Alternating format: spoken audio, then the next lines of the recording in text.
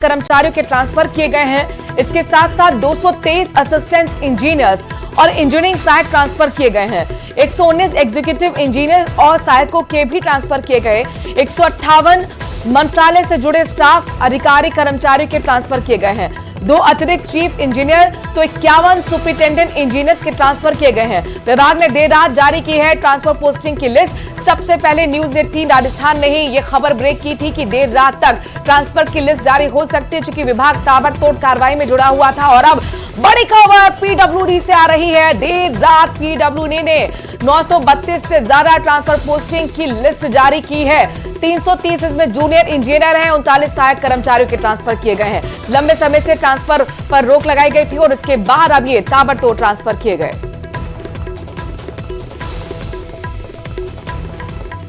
राजधानी जयपुर से एक और बड़ी खबर, मुख्यमंत्री भजनलाल शर्मा से जुड़ा बड़ा अपडेट आपको दे दें कि मुख्यमंत्री भजनलाल शर्मा आज एक बड़ी बैठक लेने वाले हैं।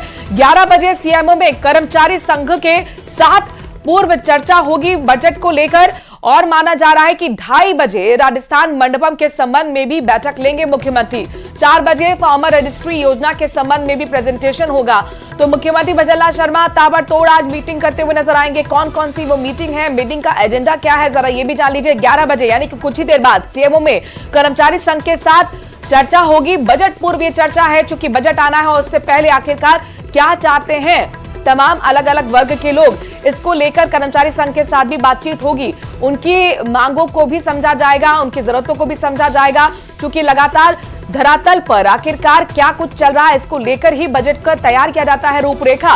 और इसी को लेकर आज अहम बैठक है, यानी कि बजट की तैयारियों के संबंध में अगर हम कहें तो ये महत्वपूर्ण बैठक आज होने वाली है। 2:30 बजे इसके साथ साथ राजस्थान मंडपम में भी बैठक होगी, मंडपम के संबंध में ये बैठक है। और 4 बजे एक और बड़ी बैठक है, फार्मर रजिस्ट्री योजना के संबंध में प्रेजेंटेशन मुख्यमंत्री लेते हुए नजर आएंगे।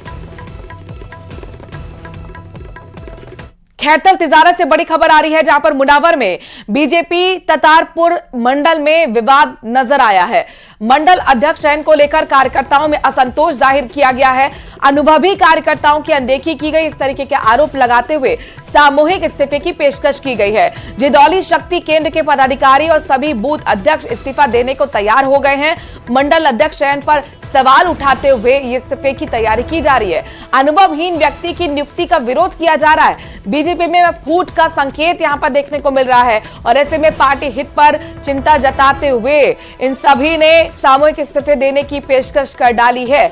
तो बड़ी खबर आपको हम बता रहे हैं खैरतल तिजारत से, जहां पर मुनावर में बीजेपी ततारपुर मंडल में विवाद देखने को मिला और यह पूरा विवाद मंडल अध्यक्ष चयन को लेकर है। कार्यकर्ताओं में साफ तौर पर असंतोष देखने को मिल रहा है, सीधा आरोप लगाते हुए कि अनुभवहीन कार्यकर्ताओं की यहां पर आगे बढ़ाया और जो अनुभवी थे कार्यकर्ता उनकी अनदेखी की गई। नरेश मीणा से जमानत से जुड़ा हुआ बड़ा अपडेट आपको बताएं कि मामले में आज राजस्थान हाईकोर्ट में सुनवाई होनी है। जस्टिस सुरेश बंसल की एकल पीठ में सूचीबद्ध है आज ये मामला। नरेश मीणा की जमानत याचिका पर सुनवाई होगी। याचिकाकर्ता की ओर से एडवोकेट फतेहराम मीणा पैरवी कर रहे हैं।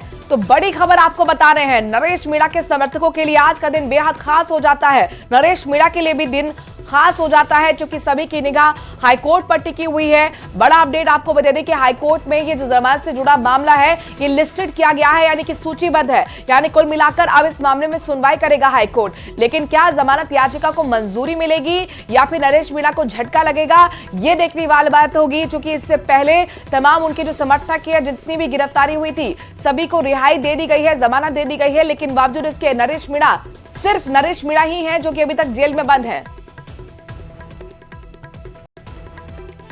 जालौर में पिछले कई दिनों से इंस्टाग्राम पे शेर के नाखून, हाथी दांत के कड़े और गेंडे के खाल बेचने के दावों पर वन विभाग ने गुप्त ऑपरेशन चलाया है।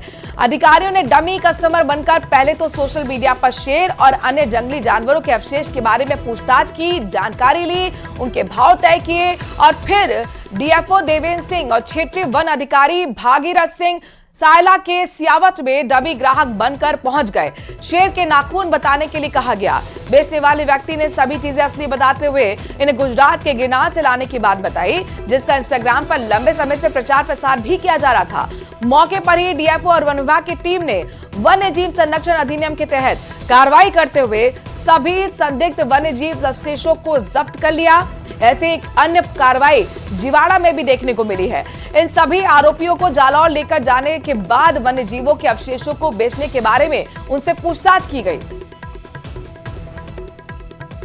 सियावट के आसपास में एक लक्ष्मी साफा स्टोर करके एक दुकान है। उसके अंदर वो इंस्टाग्राम की आईडी के ऊपर शेर के नाखून, बब्बर शेर के नाखून बेचने का क्लेम कर रहे हैं और उसी आधार पे बिल्कुल शिकायत को पूरी तरह से गुप्त और गोपनीय रखते हुए मेरे द्वारा स्वयं के द्वारा ही उस व्यक्ति को दिए गए नंबरों पे व्हाट्सएप के द्वारा संपर्क किया गया और उसने ये बताया कि लगभग 4,500 रुपये में मैं